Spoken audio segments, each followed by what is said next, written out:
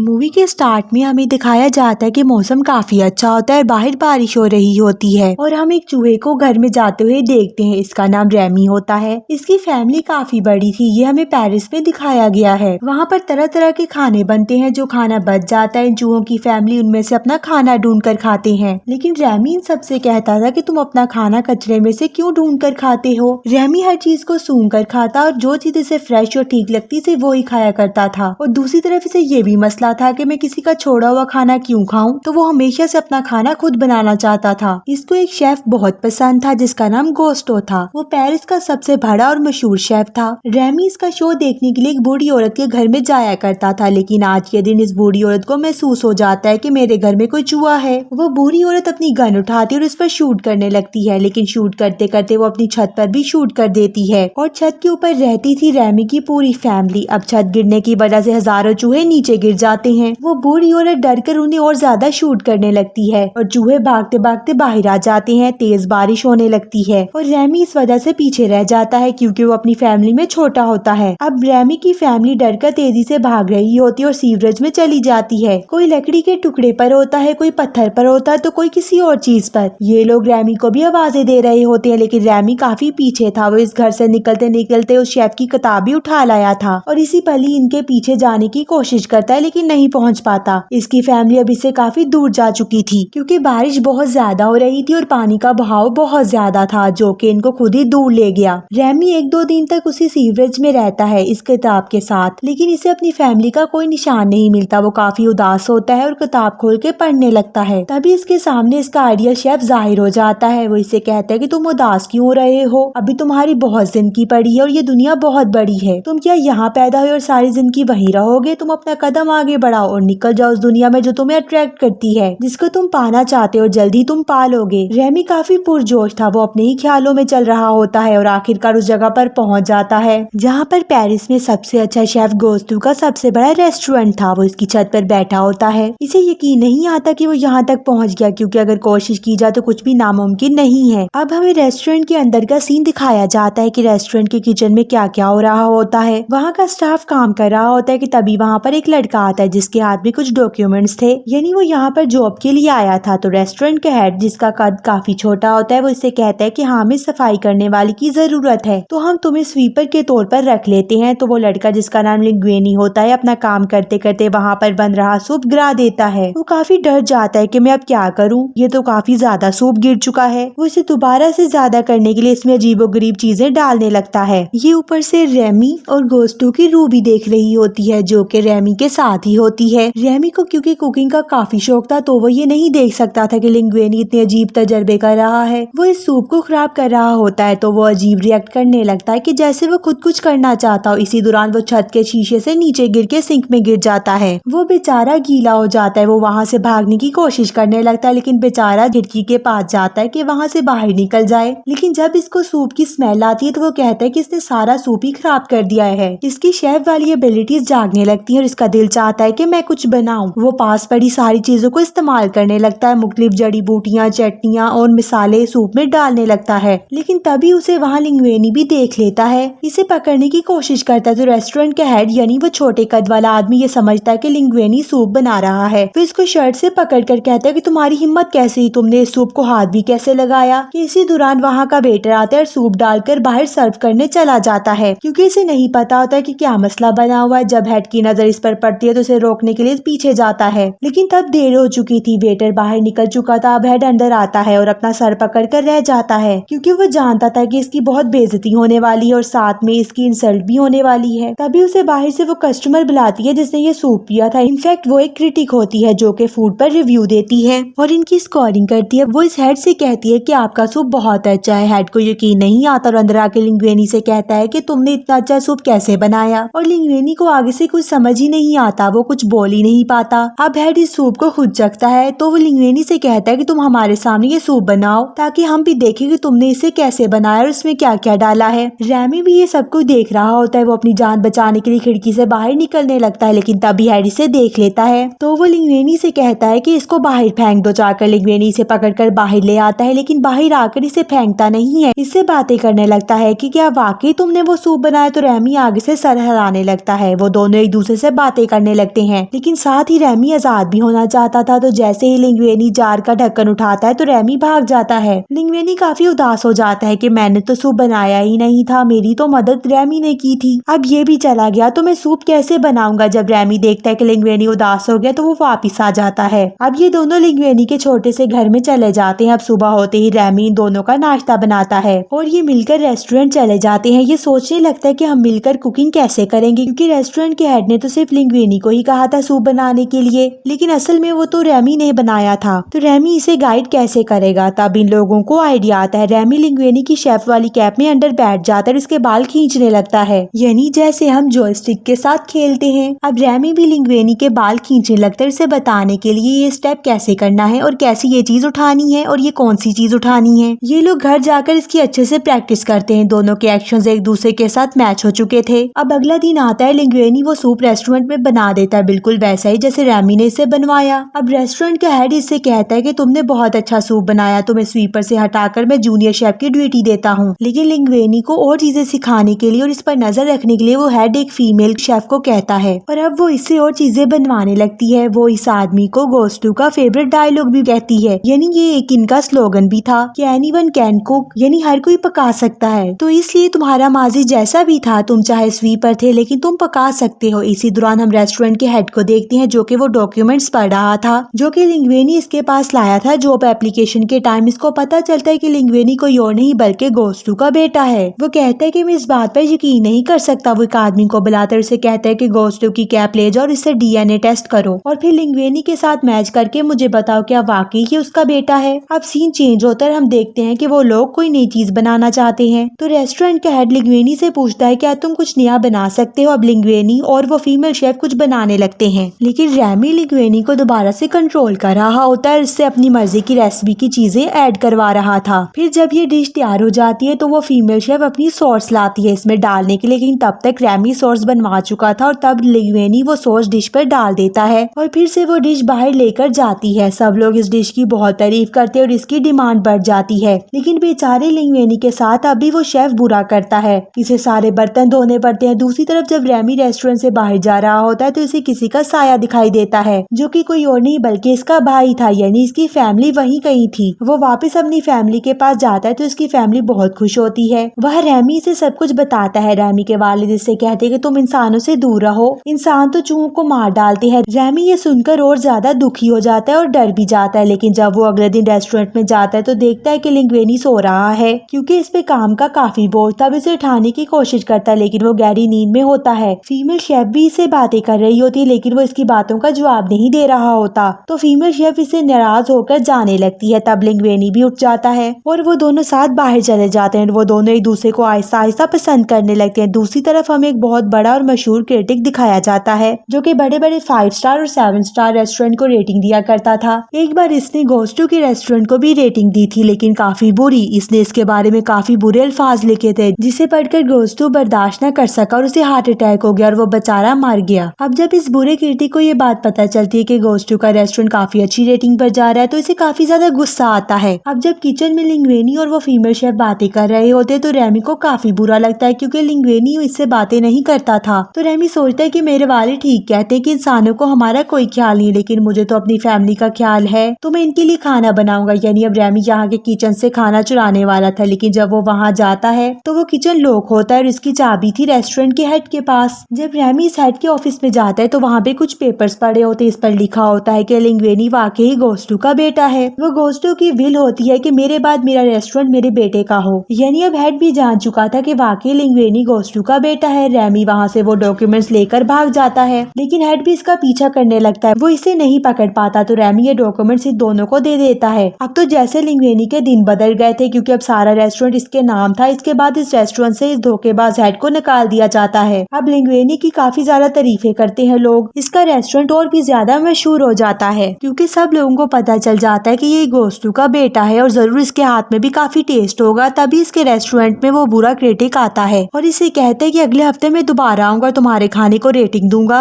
लेकिन इसी दौरान लिंग्वेनी और रैमी में लड़ाई हो जाती है। लिंग्वेनी रैमी से कहते हैं कि ठीक है, मैंने बहुत कुछ सीख लिया है, अब मुझे तुम्हारी जरूरत नहीं है। वो रैमी को इस रेस्टोरेंट से बाहर निकाल देता है। रैमी को काफी दुख होता है। वो कहता है कि मैं हमेशा इसके साथ अच्छा किया लेकिन ये फिर भी ही ऐसा कर रहा है। रेमी अपनी सारी फैमिली को वहाँ के किचन में ले आता है और खाना चुराने लगता है, लेकिन जब लिंग्वेनी इनको देखता है तो वो रेमी को पकड़ के कैद कर लेता है, इसे एक पिंजरे में डाल देता है। लेकिन जल्दी वो दिन आ चुका था जब इस क्रिटिक ने इस रेस्टोरेंट में आना था। वो इनसे कहता है कि मुझे कोई स्पेशल डिश चाहिए जो पहले कभी ना बनी हो। अब लिंग्वेनी काफी डर जाता है क्योंकि उसे कुछ भी बनाना नहीं आता था। उधर रेमी भी पिंजरे में काफी उदास हो रहा था। अभी वहाँ रेमी की फैमिली आती है, उसे पिंजरे से आजाद करा देती है। लेकिन जब रेमी नोटिस करता है कि लिंग्वेनी सख्त मुश्किल में है, इसे कुछ भी नहीं पता कि चीज कैसे बना सकते हैं, तो वो उसकी मदद करने जाता है। अब इस चूहे को देखकर वहाँ के सारे स्टाफ मेंबर से मारने की कोशिश करने लगते हैं, लेकिन लिंग्वेनी इनसे कहता है कि इसे मत मारो, आज तक जो कुछ मैंने बनाया इसके पीछे ये चूहा है जिसका नाम रेमी है, यही मुझे कंट्रोल करता था। सबको इसकी बात सुनकर काफी गुस्सा आता है। वो कहते हैं कि तुमने हमें धोखा दिया, हमने तुम पे भरोसा किया था कि तुम्हारे हाथ में इतना टेस्ट है, लेकिन ये सब झूठ था। तुम उस वक्त से हमें चूहे के हाथ का खाना खिला रहे हो। और वो सब इसका रेस्टोरेंट छोड़कर चले जाते हैं। अब वो बिल्कुल अकेला हो जाता है, तो वो रेमी की फैमिली वहाँ पर आती है और रेमी से कहती है कि हम इनकी मदद करेंगे, क्योंकि ये घोस्टू ही कहते हैं कि एनीवन कैन कुक। बेशक हम इंसान ही, लेकिन हमें पकाने का शौक है। पहले तो वो सारे चूहे खुद को वॉश करते हैं और साफ सुथरा करते हैं खुद को, इसके बाद लग जाते हैं पकाने में। इसी दौरान वहाँ पर हेड इंस्पेक्टर आता है और जब देखता है कि यहाँ के किचन में इतने सारे चूहे हैं तो वहाँ से भाग निकलता है। यानी वो न्यूज़पेपर में जरूर खबर देगा कि इस रेस्टोरेंट में चूहे हैं और इसकी रेटिंग डाउन होगी। खैर अब वो डिश तैयार होने लगती है। किचन में हर तरफ चूहे ही चूहे थे और दूसरी तरफ लिंग्वेनी बाहर से ऑर्डर ले रहा था और वो लोगों को सर्व कर रहा था। वो टाइम आ जाता है जब इस क्रिटिक के लिए वो डिश तैयार हो जाती है। अब वो डिश इस क्रिटिक को सर्व की जाती है। जैसे ही वो इसकी पहली बाइट लेता है तो अपनी आंखें बंद कर लेता है। इसने आज तक इतनी मजेदार डिश कहीं नहीं खाई थी, सिवाय इस टाइम के जब इसकी माँ इसके लिए बनाया करती थी, क्योंकि बचपन में वो एक गाँव में रहा करता था। यहाँ इसकी माँ इसके लिए सब्जियों से ये बनाती थी। तब तक वहाँ फीमेल शेफ भी पहुँच जाती है जिससे थोड़ी बहुत लिंग्वेनी की मदद भी करवाई थी। अब वो क्रिटिक कहता है कि मैंने जो भी किया गलत था, लेकिन आज जो मैंने डिश खाई है वो मैं नहीं बता सकता कि मुझे कितनी अच्छी लगी है। वो कहता है कि मुझे अपना शेफ दिखाओ। जब सब लोग चले जाते तो लिंग्वेनी और वो फीमेल शेफ उस चूहे यानी रेमी को लाते हैं। वो क्रिटिक को बताते हैं ये है हमारा शेफ। तो क्रिटिक इसे देखकर हैरान होता है, लेकिन वो कहता है कि मुझे खाने का वाकई बहुत मजा आया। अगले दिन हम अखबार देखते हैं कि इस क्रिटिक ने काफी अच्छा रिव्यू दिया है और साथ में ये भी लिखा था इस रेस्टोरेंट का शेफ एक चूहा है। दूसरी तरफ इस हेल्थ इंस्पेक्टर ने इस रेस्टोरेंट को बंद कर दिया था यहाँ चूहे होने की वजह से। और जब क्रिटिक ने भी ये लिख दिया कि यहाँ का शेफ चूहा है तो लिंग्वेनी को भी ये रेस्टोरेंट बंद करना पड़ा, क्योंकि जाहिर है लोग तो चूहों पर भरोसा नहीं करते। लेकिन बाद में लिंग्वेनी अपना एक और रेस्टोरेंट खोलता है जिसमें शेफ कोई और नहीं बल्कि रेमी था। इसके साथ वो फीमेल शेफ भी थी और वो क्रिटिक वहाँ पर अक्सर आया करता था खाना खाने के लिए। सब लोग काफी खुश थे। इसी के साथ ये मूवी यहीं पर खत्म हो जाती है।